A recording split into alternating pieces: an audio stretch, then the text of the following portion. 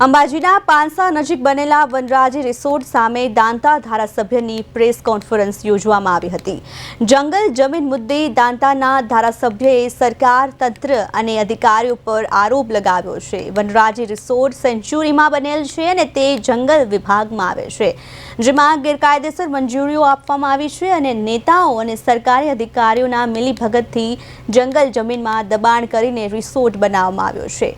અંબાજીના સેવા કેન્દ્ર અને સેન્ચ્યુરી વિસ્તારમાં પેટ્રોલ પંપને આપેલી મંજૂરી સામે પણ સવાલ ઊભા કર્યા છે।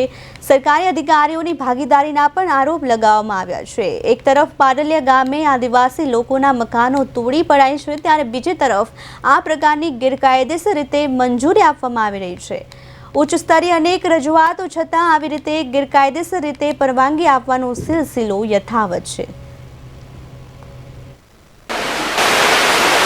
અમીરગઢ હોય, દોતા હોય, હડાદ હોય તો ખેલબંબા હોય, પોષીને આવે જ્યાં જ્યાં આદિવાસીઓ વસે છે અને વર્ષોથી પેઢીઓથી જે આદિવાસીઓ રહે છે એમના ઉપર અત્યાચાર ગુજારવામાં આવે, ત્રાસ આપીને અત્યાચાર ગુજારવામાં આવે છે।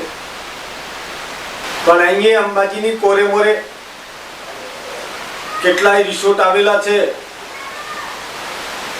ઘણી વખતે સરકારમાં રજૂઆતો કરવામાં છતાંય, સંકલનમાં રજૂઆત કરવા છતાંય પણ કોઈ જાતનું કરતા હડતાલનો સરકાર અને વહીવટી તંત્રનું પેટનું પાણી હલતું નથી।